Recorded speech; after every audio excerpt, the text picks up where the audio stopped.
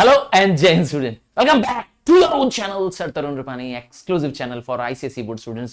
और हाँ, आपने कहा और हमने बनाया, आपके सारे मेजर सब्जेक्ट्स इसी चैनल पर कवर हो रहे हैं। बस करना क्या है, आपको किसी भी एक्सप्लेनेशन के लिए चैप्टर का नाम लिखना है। हाँ, चैप्टर का नाम लिखना है और आगे लिख देना है बाय सर तरुण रूपानी।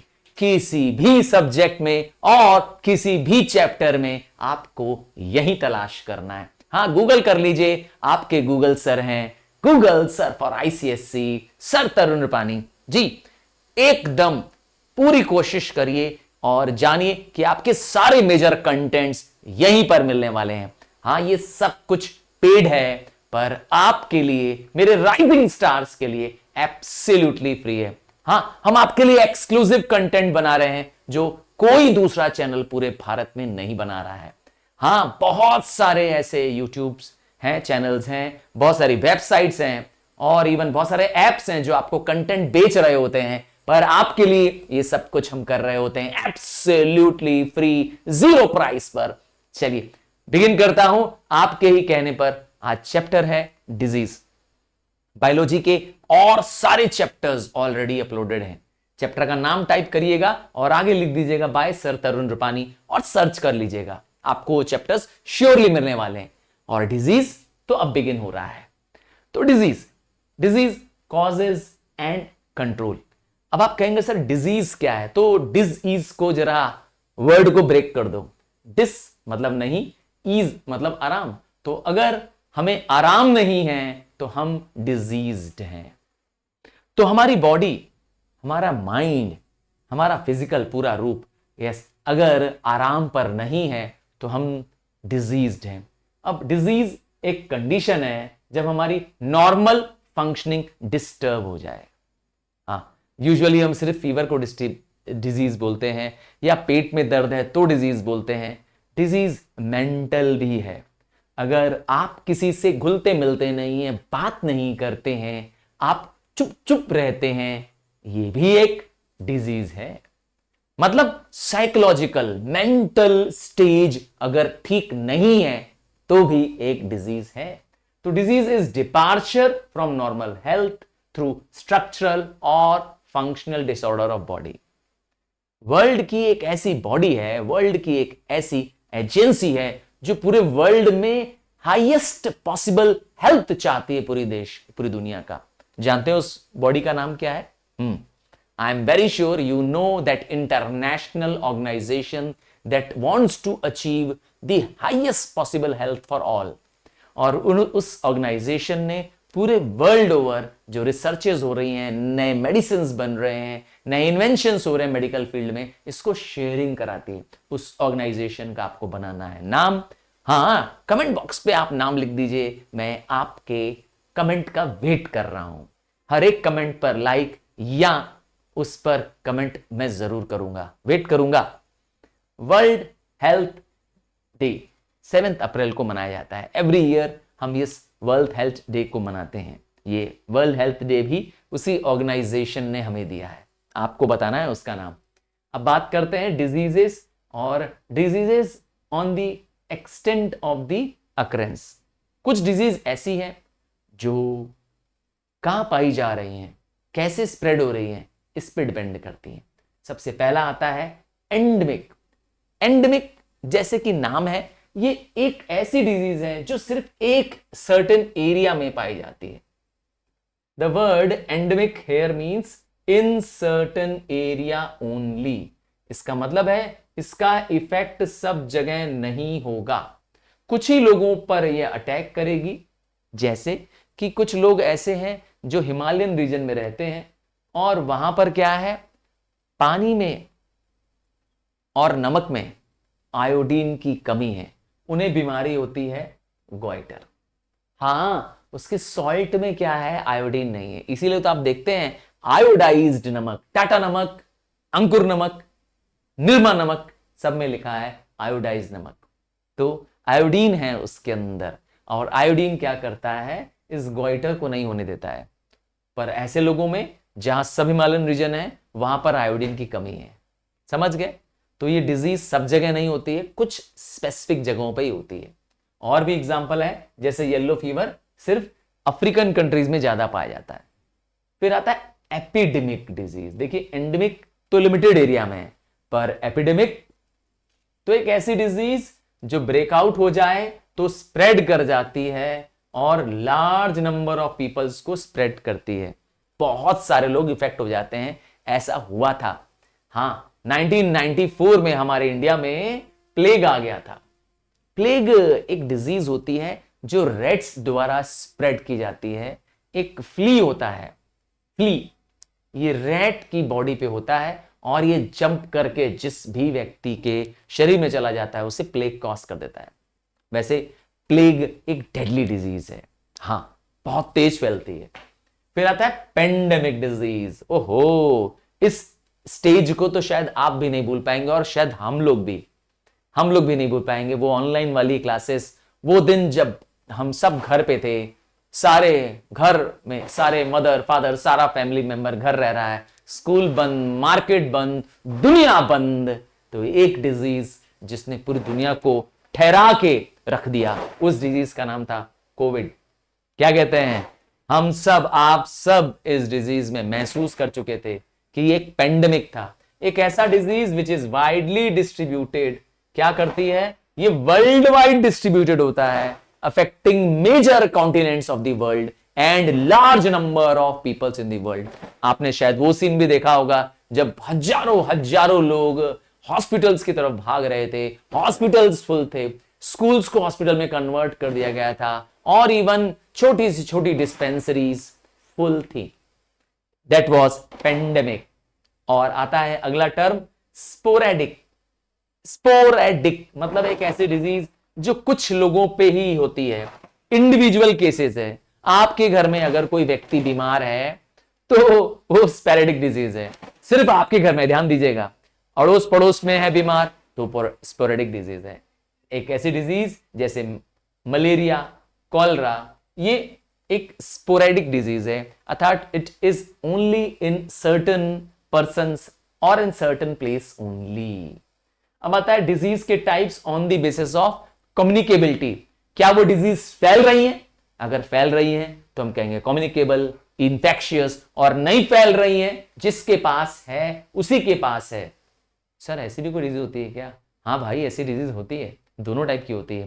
पहले समझते हैं एक ऐसी डिजीज जो फैलती नहीं है, हम कहते हैं नॉन कम्युनिकेबल डिजीज या नॉन इन्फेक्शियस डिजीज। ऐसी डिजीज में कोई जर्म नहीं होता है। अब आपने क्या नहीं किया, आपने दूध नहीं पिया, आपने हरी सब्जियां नहीं खाई, आपने कैरेट नहीं खाया, हाँ गाजर नहीं खाई, आपको रात को देखने में दिक्कत आ रही है, आपको है नाइट ब्लाइंडनेस। हाँ, विटामिन ए की कमी से होती है ये बॉडी में बीमारी, नाम है नाइट ब्लाइंडनेस। अब क्या नाइट ब्लाइंडनेस तुम्हें है तो तुम्हारे दोस्त को भी हो जाएगी अगर तुम छूओगे तो? क्या तुम छींकोगे और तुम्हारे दोस्त को भी छींक लगने के बाद क्या हो जाएगा, नाइट ब्लाइंडनेस हो जाएगी? जवाब है एकदम नहीं। क्यों नहीं? क्योंकि नाइट ब्लाइंडनेस कोई जर्म से पैदा नहीं हो रही है, ये खाने पीने की कमी से, फॉर एग्जांपल मैंने बताया। तो एक ऐसी डिजीज जो न्यूट्रिशन डेफिशिएंसी से हो रही है, इसीलिए डिजीज क्या है, नॉन कम्युनिकेबल है। इसमें कोई जर्म या स्प्रेड करने वाला पैथोजन नहीं है, कोई वेक्टर नहीं है जो इस डिजीज को कैरी करके एक प्लेस से दूसरी प्लेस ले जा रहा है। एक इंफेक्शियस पर्सन से हेल्दी पर्सन तक ये डिजीज ट्रेवल कर रही है? जी नहीं, ट्रेवल नहीं कर रही है, इसीलिए इसका नाम है नॉन कम्युनिकेबल डिजीज। अब किसी को डायबिटीज है, क्योंकि उसकी बॉडी में इंसुलिन प्रॉपर प्रोड्यूस नहीं हो रहा है और उसके शुगर की बॉडी में क्या हो रही है, एब्जॉर्प्शन नहीं हो पा रही है, शुगर उसके बॉडी में प्रॉपर ब्रेकडाउन नहीं हो पा रहा है। अब क्या ये डिजीज उसके बॉडी से दूसरे तक चला जाएगा? कोई हेल्दी पर्सन उसको छुएगा जिसको डायबिटीज है और उस हेल्दी पर्सन को भी डायबिटीज हो जाएगी? जी नहीं, ऐसा नहीं होगा, क्योंकि ये नॉन कम्युनिकेबल डिजीज है। Similarly colour blindness, heart attack, beri, हाँ विटामिन बी की कमी से होती है डिजीज बेरी, ये न्यूट्रिशन डेफिशिएंसी डिजीज है। ठीक है, आपने मरेस्मस का नाम जरूर सुना होगा, क्वाशियोकर का नाम सुना होगा, प्रोटीन और कार्बोहाइड्रेट्स की कमी से होने वाली डिजीजेस। अगेन ये सब क्या है, नॉन कम्युनिकेबल है। आइए अब सुनते हैं कम्युनिकेबल डिजीज, जिसमें पूरा चैप्टर है। कम्युनिकेबल एक ऐसी डिजीज जो फैलती है फ्रॉम इन्फेक्शियस पर्सन, मतलब unhealthy person to healthy person. कौन ले जाता है? जर्म्स ले जाते हैं। जर्म डिजीज कॉज करने वाले ऑर्गेनिजम्स होते हैं, हम इन्हें कहते हैं पैथोजेंस। क्या? पैथोजेंस। पैथ मतलब ही होता है जर्म, और जेंस मतलब होता है स्प्रेड करने वाले। ठीक है, तो पैथोजेंस होते हैं इसमें। क्या एग्जांपल है सर? इसमें एग्जांपल है मलेरिया, ट्यूबरक्लोसिस, आम भाषा में इसको कहते हैं टीबी। तो एक इंफेक्शियस डिजीज क्या करती है? एक इंफेक्शियस डिजीज इंफेक्शन फैलाती है। इंफेक्शन तुरंत नहीं लग जाता है। ध्यान दीजिएगा मेरी बात को। आपने छींका, आछी, क्लास में तुमने तो छींक दिया, तुमने तो बहुत सारे क्या कर दिए, छींक के दौरान वायरस निकाल दिए। अब तुम्हारे आसपास जो तुम्हारे फ्रेंड्स बैठे हुए थे, अगर तुमने ठीक से नहीं छींका, मतलब तुम्हारे वायरस खूब फैल गए, तो तुम्हारे फ्रेंड्स जो आसपास बैठे हैं उनको भी कॉमन कोल्ड हो जाएगा जो तुम्हें हुआ था। समझ गए? हाँ, स्नीजिंग करने लगते हैं, छींकने लगते हैं, नाक से पानी बहने लगता है। क्यों सर? हल्का हल्का भारी भारी भारी सा लगने लगता है। क्या है ये बीमारी? Common cold. और ये जो मैंने बताया, हल्का हल्का सर भारी सा रहता है, नाक से पानी बहता रहता है, आंखें आंखें पेनफुल होने लगती है, आंखें जल्दी थकान थकान महसूस करती है, नींद ज्यादा आने लगती है। ये सिम्टम्स मैंने बताए। सिम्टम्स एक हेल्दी पर्सन में जब ये सब आने लगेंगे तो आप समझ जाएंगे कि उनको ये डिजीज है। डिजीज होने के कुछ पहचान, कुछ ऐसी चीजें जिसको आप देखकर समझ लाते हैं कि आपकी बॉडी अब हेल्थ नहीं है, आपको डिजीज हो गया है, और वो पहचान है उसके सिम्टम्स। हर डिजीज के अपने अपने सिम्टम्स हैं। ध्यान दीजिएगा मेरी बात को। तो जब एक हेल्दी पर्सन से डिजीज पहुंच रही है, जर्म पहुंच रहा है, सॉरी, एक इंफेक्टेड पर्सन से हेल्दी पर्सन तक जब जर्म पहुंच रहा है, तो तुरंत उसे क्या करता है? डिजीज कॉज नहीं करता है, बल्कि कुछ दिन लगते हैं उस हेल्दी पर्सन को भी डिजीज्ड पर्सन बनने में, और उस टाइम पीरियड को कहते हैं हम लोग इंक्यूबेशन पीरियड। क्योंकि उसमें जो जर्म ट्रांसफर हुआ है, हेल्दी पर्सन में जो जर्म चले गए हैं, वो उनकी बॉडी में इंक्यूबेट हो रहे हैं, ग्रो कर रहे हैं, और जब इतनी संख्या में हो जाते हैं कि उसकी बॉडी को क्या करते हैं? अफेक्ट करने लगते हैं, सिम्टम शो करने लगते हैं, हम कहते हैं इंक्यूबेशन पीरियड। क्लियर है? इंक्यूबेशन पीरियड ये वो पीरियड है जब डिजीज की एंट्री होती है बॉडी में और बॉडी सिम्टम शो करती है। उस टाइम ड्यूरेशन को कहते हैं इंक्यूबेशन पीरियड। ठीक है, हर एक डिजीज का अपना अपना इंक्यूबेशन पीरियड हो सकता है। एक एग्जांपल देता हूं, निमोनिया का इंक्यूबेशन पीरियड 1 से 3 डे है। हाँ, निमोनिया नाम की डिजीज सुना होगा आपने। और पोलियो का इंक्यूबेशन पीरियड 7 to 14 डेज होता है। जबकि एड्स, ओहो, एड्स सबसे खतरनाक बीमारी, आपने सुना ही होगा। एड्स का इंक्यूबेशन पीरियड इवन 12 साल, और इवन कभी कभी उससे तो ज्यादा भी चलता है। 12 साल तक अगर किसी व्यक्ति को एड्स, मतलब 12 साल का उम्र नहीं, 12 ईयर्स तक HIV के वायरस से होने वाली ये बीमारी है एड्स। ठीक है, अगर किसी की बॉडी में HIV वायरस चले गए हैं तो उसकी बॉडी पॉजिटिव शो करेगी। HIV टेस्ट करने पर उसकी बॉडी पॉजिटिव शो करेगी, कहते हैं HIV पॉजिटिव हो गया। चलो, types of diseases by the bacteria. अब जो हम डिजीज की बात करेंगे वो बैक्टीरिया कॉज करता है। सर, ये बैक्टीरिया क्या होता है? बैक्टीरिया एक सिंगल सेल्ड ऑर्गेनिज्म होता है, सिंगल सेल का बना होता है, एक माइक्रोस्कोप से दिखाई देता है क्योंकि बहुत बहुत बहुत छोटा होता है। क्लियर है? सिंगल सेल होता है, माइक्रोस्कोप से दिखता है। तो हमारे शरीर में आता कैसे? तो ये जर्म्स करने वाले जो बैक्टीरिया हैं वो किसी वेक्टर की मदद से आ जाते हैं, डस्ट की मदद से आ जाते हैं, हाँ, पॉल्यूशन की वजह से आ जाते हैं, कई सारे सोर्सेज हैं, हमारे बॉडी में एंटर कर जाते हैं, वो चाहे नोज से, चाहे वाटर या फूड की तरफ से। समझ गए ना? इन सब सोर्सेज से हमारी बॉडी में चले जाते हैं। और इवन हमारे इंसेक्ट्स भी हमें ये क्या करते हैं? ये ट्रांसफर कर देते हैं। चलो, सबसे पहला पढ़ते हैं कॉलरा। कॉलरा एक डिजीज है जो हमारे इंटेस्टाइन को डिस्टर्ब करती है। 2 इंटेस्टाइन होते हैं, small intestine, large intestine. Small intestine stomach के ठीक बाद होता है। यहां पर खाना क्या होता है? एब्जॉर्ब हो जाता है, ताकत वाली चीजें एब्जॉर्ब हो जाती हैं, और लार्ज इंटेस्टाइन में वेस्ट चला जाता है। तो ये इंटेस्टाइन को डिस्टर्ब कर देता है और इसे कॉज करता है विब्रियो कॉलरे नाम के एक बैक्टीरिया। आपको इसका नाम याद होना चाहिए, हम हाईलाइटेड कर रहे हैं। अब इसका इंक्यूबेशन पीरियड कितना है? अगर ये बैक्टीरिया आपके बॉडी में चला गया, ठीक है, तो इसका इंक्यूबेशन पीरियड कुछ घंटों से लेकर के 6 दिन तक हो सकता है। कैसे पता चलेगा कि कॉलरा हो गया व्यक्ति को? बार बार वॉमिटिंग आने लगेगी, लूज मोशन होने लगेगा और बॉडी से यूरिन नहीं निकलेगी, क्योंकि इस समय बॉडी पानी शॉर्टेज हो जाता है शरीर में। हाँ, ये पानी से रिलेटेड डिजीज है, पानी की शॉर्टेज हो जाती है और कई बार शरीर में यूरिया अक्यूमुलेट होने लगता है, जिससे जान जाने का खतरा होता है। यूरिया में पॉइजन होता है, आपके यूरिन से निकलने वाला यूरिया नहीं निकलता है बाहर, जो कि एक बॉडी का वेस्ट होता है और वो एक तरह का जहर भी होता है। बॉडी से निकलना जरूरी है, इसीलिए कई बार कहा है तुमको कि यूरिन मत रोका करो, सुना होगा आपने। अगर यूरिन आए जरूर जाओ, जल्दी कर लो। हाँ, आगे बढ़ते हैं। ट्रीटमेंट क्या है? सलाइन वाटर का इंजेक्शन देना चाहिए, पानी का सप्लाई ब्लड में बढ़ा देना चाहिए। और हुआ कैसे है, स्प्रेड कैसे हुआ, कंटेमिनेट कैसे हुए आप? तो मैंने कहा through food and water, infected food and water में, जिसमें ये बैक्टीरिया रहा होगा उस फूड या पानी को। हाँ, जो गोलगप्पे वाला सड़क में जो गोलगप्पा बना रहा है उसका पानी कैसा है गोलगप्पे का, और गोलगप्पे में जो मसाला डाल रहा है, हाँ छोला डाल रहा है, वो कैसा है, खतरा है। और या तो फ्लाइज, बचना है तो क्या करना पड़ेगा? साफ सफाई रखो, फ्लाइज को खाने पे मत बैठने दो, बॉइलिंग वाटर पियो और एंटी कॉलरा इंजेक्शन ले लो।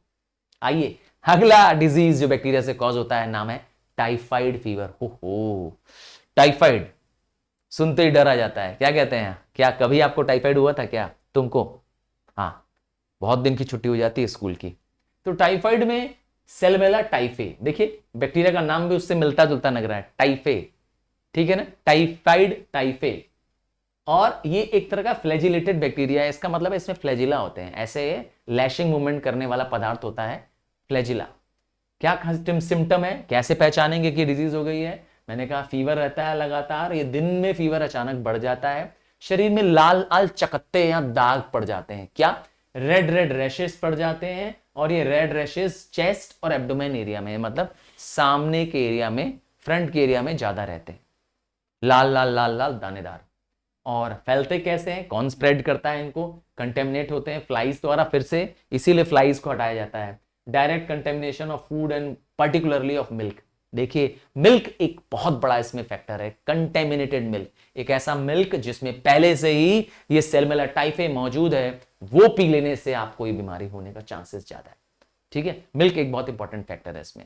इंक्यूबेशन पीरियड 7 से 12 दिन, और इलाज प्रिवेंशन एंटी टाइफाइड इनोक्यूलेशन, एक दवा आती है, इंजेक्शंस आते हैं इसके, और तो और प्रॉपर सैनिटेशन और फ्लाइज कंट्रोल करो, घर में फ्लाइज मत आने दो, ठीक है, मक्खियों का प्रवेश बंद, इसीलिए तो घर में काला हिट लाल हिट क्यों लगा रखा है, इसीलिए।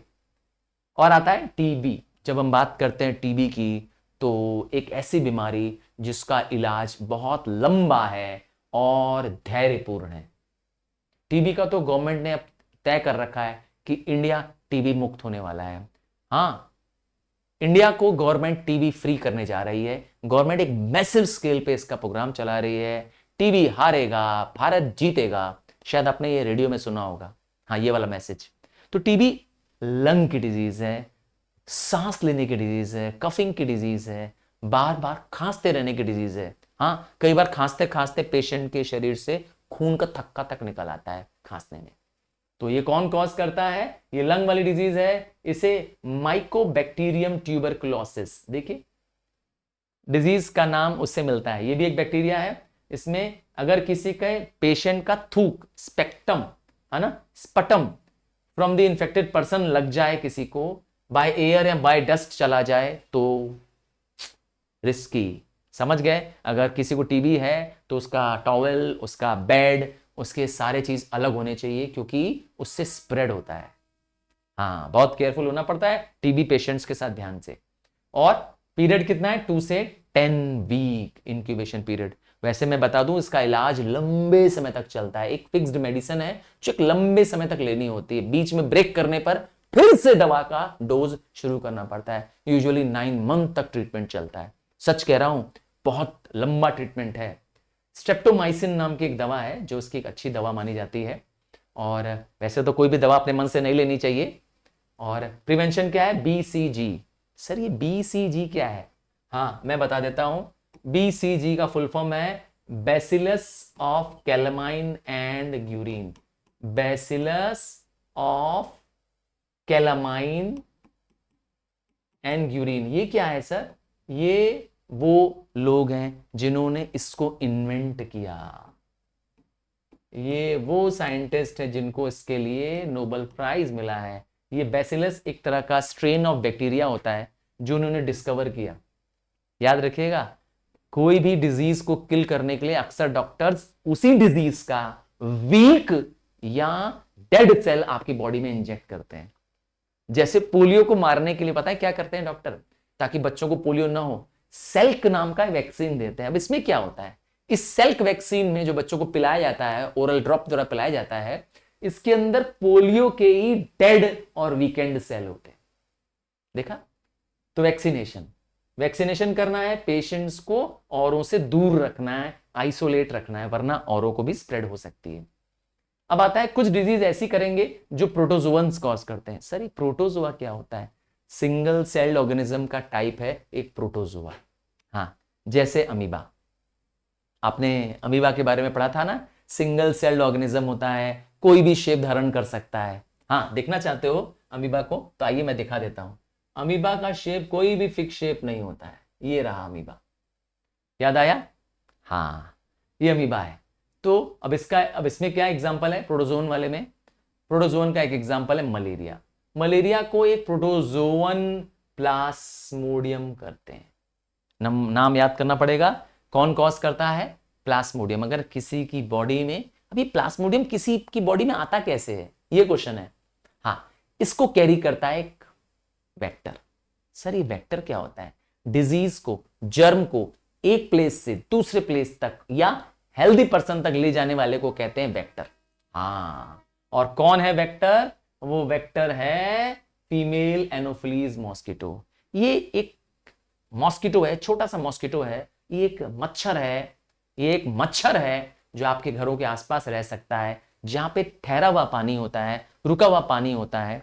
घर के आसपास अगर फॉर एग्जांपल नाली है, गटर है, या कहीं पे घर पे भी ठहरा हुआ पानी है, कूलर में रखा हुआ पानी है आसपास, उस जगहों पे ये अंडे देती है। कौन? ये फीमेल एनोफिलीज मॉस्किटो। यहां पर जहां गंदा पानी होता है वहीं पे ये प्लास्मोडियम पाए जाते हैं। क्या? ये प्लास्मोडियम पाए जाते हैं। तो इनके जो अंडे होते हैं, उनमें जो लार्वा होते हैं, उनमें ये प्लास्मोडियम खाने की एबिलिटी होती है। सही सुन रहे हैं? और जब ये लार्वा एडल्ट बन जाता है तो एक मॉस्किटो बन जाता है। अब जिसको ये बाइट करता है उसकी बॉडी में क्या होता है? प्लास्मोडियम ट्रांसफर कर देता है। सिंपल है। गंदे पानी से ये प्लास्मोडियम मच्छरों में गया, और मच्छर जिसको काटेगा उसको मलेरिया कॉज कर देगा। वैसे बहुत लोग मलेरिया का मतलब समझते हैं, वैसे मलेरिया का मतलब होता है बैड एयर, पर इसका कोई बैड एयर से मतलब से कोई नहीं है। हाँ, बुकिश टर्म इसका मीनिंग है बैड एयर। हाँ, पर इसका कोई भी बैड एयर से मतलब नहीं है। याद रखिएगा, फीमेल ही काटती है। सर ये मेल मच्छर क्यों नहीं काटते हैं? फीमेल ही मच्छर क्यों काटती है, ये क्वेश्चन है। क्योंकि फीमेल मच्छर को एग देने के लिए, अंडे देने के लिए बहुत सारा प्रोटीन चाहिए होता है, और प्रोटीन हमारे खून में है। इंसान के खून में ढेर सारा ताकत वाला पदार्थ है, प्रोटीन है, और इस ताजे खून को पाने के लिए वो हमें बाइट करती है। समझ गए? और उसके बाइट के दौरान वो प्लास्मोडियम हमारी बॉडी में आ जाता है। और मेल क्या करता है? मेल सिर्फ रिप्रोडक्शन में मदद करता है फीमेल को। मेल फलों का रस चूसता है। सही सुन रहे हैं? उसको हमारा खून नहीं चाहिए। उसके पास तो ब्लड सक करने का प्रोबोसिस भी नहीं है। समझ गए? फीमेल के पास है। समझ गए? दुष्ट कौन है? इसका मतलब फीमेल मॉस्किटो। सब में अभी और भी बताऊंगा, अभी तो एक बताया ना, अभी और भी बताऊंगा जहां फीमेल ही होगा जो आपको स्प्रेड करेगा। ये वेक्टर कहलाते हैं। क्या कहलाते हैं? वेक्टर। तो ये वेक्टर कौन है? जर्म का नाम क्या है? जर्म का नाम है प्लास्मोडियम, है ना। मतलब पैथोजेन कौन है? मतलब डिजीज कॉज करने वाला कौन है? Malaria, plasmodium. पर इसको कैरी करता कौन है? Female anopheles mosquito. इसको कैरियर को कहते हैं वेक्टर। इंक्यूबेशन पीरियड कितना है? 3 वीक। क्या होता है मलेरिया के दौरान? चिल, कपकपी आने लगती है और हाई फीवर हो जाता है। तीसरे और चौथे दिन अचानक फीवर हाई हो जाता है, 104 103 डिग्री बुखार। और बचना है तो क्या करो? मॉस्किटो की बाइट से बचो, मॉस्किटो नेट्स लगाओ, है ना। क्या कहते हैं आजकल तो वो आती है ना मॉस्किटो वाली, एक छोटी सी बैडमिंटन आती है मॉस्किटो को मारने वाली, क्या कहते हैं, वो भी एक तरीका आ गया है। या गुड नाइट आप यूज करते होंगे। एक और डिजीज प्लाज्मोडियम द्वारा, एंट अमीबा हिस्टोलिटिका। हाँ, ये उस अमीबा का टाइप है जो ये डिजीज कॉज करता है, नाम है अमीबिक डिसेंट्री। ये एक पेट की बीमारी है, लूज मोशन की बीमारी है, इसमें आदमी बहुत कमजोर हो जाता है। क्या खास बात है? इसमें डायरिया होता है, दस्त होते हैं जिसे बोलते हैं, और बहुत पेन होता है। अक्सर क्या होता है, इतना पेन होने के साथ साथ इसमें ब्लड भी डायरिया के साथ आपकी बॉडी से निकल जाता है। ब्लड लॉस होना एक डेंजरस संकेत है। इसका मतलब है आपके अंदर का इंटेस्टाइन खराब हो रहा है, कट रहा है, उसमें घाव हो रहे हैं। It is a very dangerous signal. और ये भी कौन कॉज कर रहा है? ये भी कॉज करता है कौन? फ्लाइज।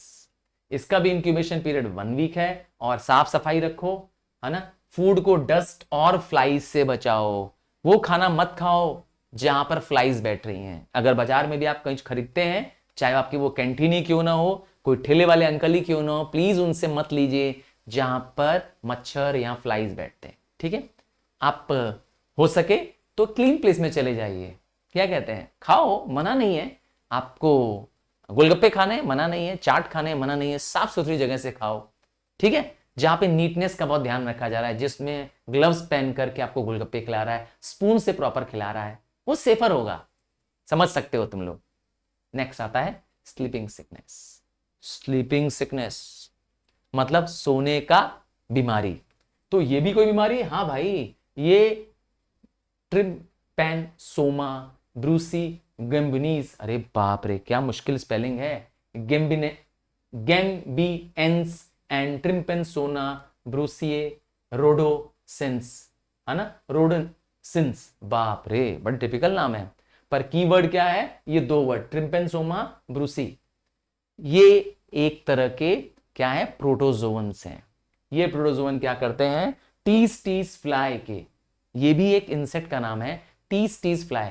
अक्सर ये एनिमल्स को बाइट कर लेते हैं, और जब एनिमल्स को बाइट कर लेते हैं तो एनिमल्स भी बहुत ज्यादा सोने लगते हैं। हाँ, इंसानों को भी बाइट करते हैं। इसके बाइट करने से क्या होता है? अक्सर फीवर रहता है, हेडेक रहता है, इचनेस होती है, इचनेस मतलब खुजली हो जाती है बहुत, और तो और जॉइंट पेन्स होता है स्टार्टिंग में। जब पेशेंट्स को सेकेंड स्टेज में क्या लगता है, पेशेंट्स को थोड़ा कंफ्यूजन हो सकता है, बॉडी में नमनेस महसूस होने लगती है, और वो बहुत बहुत नींद करता रहता है। इसीलिए नींद आना अननेसेसरी, उसे कहते हैं क्या? Sleeping sickness. कई बार क्या होता है, उसका न्यूरोलॉजिकल फेज के दौरान के समय उसकी मौत भी हो सकती है। क्यों? ये इफेक्ट ब्रेन को भी कर जाता है। सोचिए, एक मच्छर इंसान को मार भी सकता है, ध्यान दीजिएगा। इसीलिए मच्छरों को खत्म। क्या करना है? मच्छर नहीं पनपने देने हैं आसपास। और क्या करना है? प्रॉपर ड्रग्स है इसके लिए, जैसे नाम लिखा है मेटासोफॉल, ठीक है ना। आगे बढ़ते हैं। और अगला मच्छर है ये जो चिल्ला रहा है इसको। हाँ, अब अगला आ रहा है disease cause by the worms. Worms are creeping and crawling creatures जो रेंगते हैं। देखिए, समझ गए? क्या आपने अर्थवॉर्म को देखा है? पक्का देखा होगा, वो एक वॉर्म है। तो वॉर्म्स वाला डिजीज, इनमें सबसे पहला डिजीज कौन सा है? आप स्क्रीन पे देख पाएंगे। मेल वॉर्म देखिए, राउंडेड कर्व्ड वाला है। ये बदतमीज नहीं है, ये शरारती है। कौन? ये फीमेल वाला ये जो राउंड वॉर्म है, ये बीमारी पैदा करता है। क्या बीमारी पैदा करता है? एस्केरिसिस। ये क्या है सर? एस्केरिसिस एक कॉमन राउंड वॉर्म द्वारा बीमारी होती है। ये जो फीमेल होती है, ये खूब सारे अंडे देती है। अब ये जो अंडे होते हैं, बच्चों को शरीर में पहुंच जाते हैं। कैसे? इनके अंडे सॉइल्स में होते हैं। इंसानों के पेट में जहां एस्केरिस होता है, ये राउंड वर्म होती है फीमेल वाली, वो अंडे उनके बॉडी के वेस्ट के द्वारा फेसियल मैटर के द्वारा सॉइल में चले जाते हैं और बच्चों के अगर हाथ में आ जाए, बच्चे ग्राउंड्स में खेल रहे होते हैं, फील्ड्स में खेल रहे होते हैं, हाँ मैदान में खेल रहे होते हैं, तो ये अंडे उनके हाथ में लग जाते हैं और अगर बच्चे उसी गंदे हाथ से खाना खा लें तो ये अंडे, एस्केरिस के अंडे, ये राउंड वर्म के अंडे उनके शरीर में चले जाते हैं। आजकल इसीलिए गवर्नमेंट क्या कर रही है, कृमि नाशक दवा बच्चों को पिलाती है। मैंने तो अभी रिसेंटली अपने पूरे स्कूल के स्टूडेंट्स को from 1 class to 12th class सबको ये दवा खिलाई थी, एस्बेंडोल, नाम याद कर लीजिए, क्या, एस्बेंडोल। क्रीमी मतलब यही, ये कीड़े जो पेट में आ गए ना, केचुए। सर इसको मारना क्यों जरूरी है? क्योंकि ये आपके शरीर को ग्रो नहीं करने देगा। अगर सोचो कि आपके शरीर में ये राउंडवर्म हो खूब सारे, तो ये राउंडवर्म क्या करेंगे, आपके डाइट का, आपने जो खाना खाया, जो उसकी ताकत वाले पदार्थ थे, न्यूट्रिशन वाला पदार्थ था, ये खा जाएगा। तो आपका बॉडी ग्रो नहीं कर पाएगा, आपकी हाइट अच्छी नहीं आ पाएगी, आपकी पर्सनैलिटी ग्रो नहीं कर पाएगी। इसीलिए इसको मारना जरूरी है। समझ गए ना? हाँ, वैसे मैंने कहा कैसे फैलता है, समझ गए। अब आता है दूसरा है टेनियसिस। ये डिजीज है जो टेपवर्म, टेनियस, ठीक है, टेप नाम से मिल गया, टेपवर्म कॉज करता है। नाम है उसका क्या, टेनियसोलियम। हाँ, एक टेपवर्म है। टेपवर्म बहुत लंबे होते हैं, ये फ्लैटवर्म होते हैं, राउंड नहीं होते हैं, चिपटे होते हैं और सेगमेंट्स बने होते हैं इसमें। इनका जो हेड होता है उसमें एक हुक लगा होता है, सही सुन रहे हैं, हुक लगा होता है। ये किसी भी बॉडी के पार्ट को जहां पर खूब सारा फूड है, न्यूट्रिशन है, वहां जाके क्या करता है, अपने बॉडी के हेड को क्या करता है, सक करने के लिए लगा देता है और वहां से क्या करता है, क्योंकि ये पैरासाइट होता है, आपके बॉडी के अंदर रहता है, ठीक एस्केरिस की तरह। पर एस्केरिस थोड़े छोटे होते हैं, पर टेपवर्म थोड़े लंबे होते हैं। कई बार तो 1-1 मीटर तक लंबे हो जाते हैं। सही सुन रहे हैं, 1-1 मीटर लंबे, बहुत लंबे टेपवर्म होते हैं। और ये टेपवर्म ज्यादातर उन लोगों को प्रॉब्लम करते हैं जो लोग पॉर्क खाते हैं, हाँ पिग का मीट खाते हैं या बीफ खाते हैं। क्यों सर, इन दोनों में क्यों? क्योंकि पिग और बीफ में टेपवर्म पाए जाते हैं, उनकी बॉडी में पाए जाते हैं, और तो वो उनकी बॉडी से खाने वाले की बॉडी में चले जाते हैं। ये टेपवर्म अक्सर इंसानों के इंटेस्टाइन में रह जाता है और इनके जो अंडे होते हैं टेपवर्म के, ये भी क्या होते हैं, ट्रेवल करते हैं। कैसे? बॉडी के वेस्ट के साथ ही अंडे निकल जाते हैं और जब सॉइल में चले जाते हैं, सॉइल में और आसपास फील्ड में चले जाते हैं, इस गंदगी को से फर्टिलाइजर बन रहा है, इस गंदगी को पिग खा रहे हैं, इस गंदगी से फर्टिलाइजर से, यूरिया से काउस लीफ खा रही हैं, प्लांट खा रही हैं, उनके बॉडी में चला जाता है। और नतीजा तो दोनों तरीके से, पिग से भी और बीफ से भी, दोनों से क्या हो रहा है, इंसान के शरीर में आ जा रहा है। देखा, एक साइकिल है पूरी। अब आप देखेंगे अगली बीमारी है हाथी पैर, नाम है फाइलेरियासिस। नाम सुना है, हाथी पैर? किसी को देखा है इतने मोटे मोटे पैर हो जाते हैं? नहीं देखा है कभी? नहीं देखा है? हाँ, आप गूगल कर लीजिएगा, देखिएगा इतने मोटे मोटे पैर हो जाते हैं, इसे हाथी पैर कहते हैं। ये कौन कॉज करता है? वुचेरिया बॉनक्राफ्ट। ये भी एक तरह का वॉर्म है, एक तरह का कीड़ा है। तो ये क्या करता है, ये इसको कौन फैलाता है? इसको, इस वॉर्म को फैलाता है क्यूलेक्स मॉस्किटो। वो भी कौन सा क्यूलेक्स? Female Culex mosquito. ये भी मैंने कहा फीमेल ही करती है। क्या करती है? फीमेल क्यूलेक्स मॉस्किटो की बॉडी में ये होता है वुचेरिया बॉनक्राफ्ट। जिस व्यक्ति को ये डंक मारती है ब्लड सक करने के लिए, उसकी बॉडी में ये वॉर्म चला जाता है। ये वॉर्म उसके लिम्फेटिक सिस्टम के चला जाता है। बॉडी में जो लिम्फ होते हैं उसके अंदर होते हैं लिम्फ नोड्स, ये उनको ब्लॉक कर देता है। लिम्फ नोड्स डिजीज से लड़ने मदद करते हैं। लिम्फ नोड्स हेल्प करते हैं ओवरऑल ट्रांसपोर्ट करने में, जी ब्लड के सर्कुलेशन में मदद करते हैं। पर जब ये लिम्फ नोड ब्लॉक कर देते हैं वॉर्म्स, तो इनकी ब्लॉकेज की वजह से लिम्फ सर्कुलेशन रुक जाता है। नतीजा वहां पे क्या हो जाती है? स्वेलिंग। और ये स्वेलिंग, इन्फ्लेमेशन, हाथी के पैर जैसा मोटा पैर हो जाता है। इसीलिए मैंने कहा इसको कहते हैं हाथी पैर। नहीं सुना था नाम? हाँ, इसे कहते हैं हाथी पैर। तो एंकल्स की, लिम्ब्स की एनलार्जमेंट होती है इसमें फीवर हो जाता है। और तो और इसका इलाज क्या है? सबसे अच्छा इलाज है इस वेक्टर को भगाओ। वेक्टर कौन है? कैरियर कौन है इसका? कैरियर है ये फीमेल क्यूलेक्स मॉस्किटो। जर्म करना ही मत दो, ब्रीडिंग करना ही मत दो, पानी कहीं रुको ही मत अपने घर में। कहीं भी स्टैंडिंग वाटर मत रखो, क्योंकि ये पानी में रहते हैं। और क्या करना है, एंटीबायोटिक और एंटी इंफ्लेमेटरी दवाएं, एनाल्जेसिक लेनी पड़ेगी, सूजन कम करने वाली दवा लेनी पड़ेगी। समझ गए? तो अभी तक आप जो देख रहे हैं सारा चीज कॉमन नाम होगा, आपने जरूर कभी ना कभी ये नाम सुना होगा, बट आपको ये सिम्टम्स, ये फैक्टर्स ध्यान रखने हैं अपने रियल लाइफ में डिजीज से बचने के लिए। सच में कह रहा हूं तुम्हें क्या बनना है, हेल्थ वॉरियर बनना है अपने घर का। समझ गया ना? जैसे कोरोना के टाइम में आप बहुत सावधान हो गए थे, बहुत केयरफुल हो गए थे, क्योंकि कोरोना में क्या हो रहा था, एक वायरस था जो हमारे और आपके घरों में घुस जा रहा था। कैसे?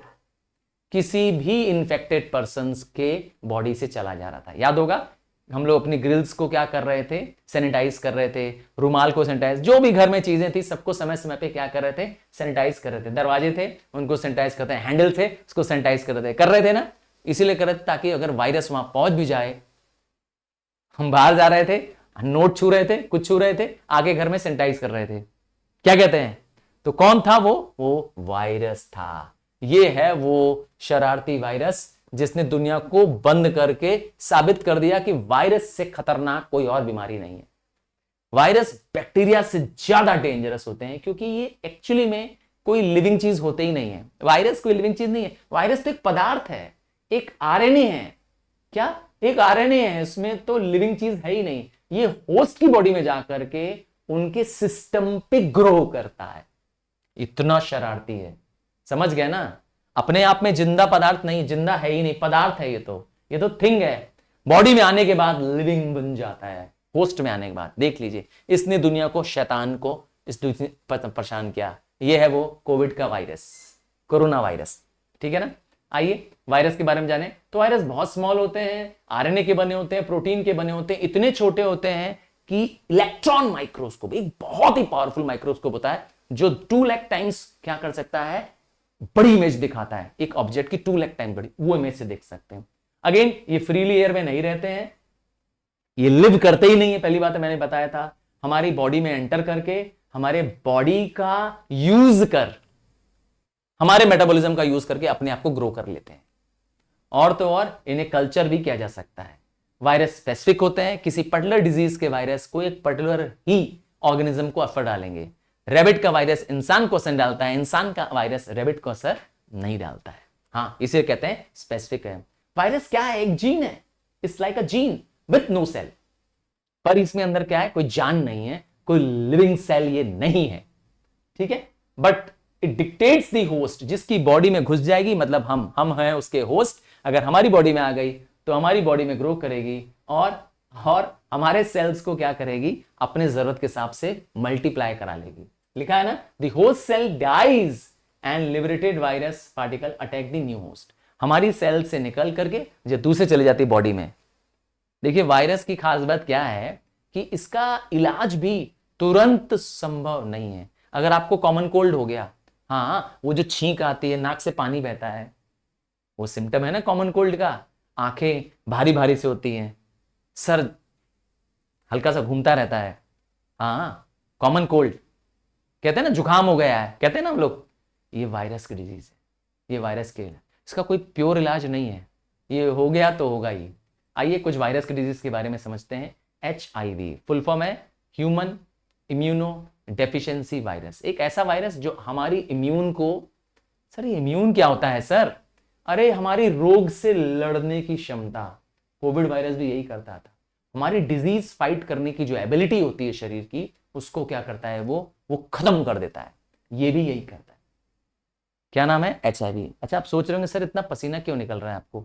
हाँ, इतना पसीना क्यों आ रहा है? तो यहाँ पर AC खराब है, फैन नहीं चला सकता, क्योंकि फैन चलाऊंगा तो बहुत हिजिंग आवाज आने लगेगी। So just to make sure that you get the best quality voice, I am not able to switch on the fan also. ये AC भी नहीं चला सकता क्योंकि AC ने धोखा दे दिया है। AC में कुछ बहुत बड़ी टेक्निकल फॉल्ट आ गई है।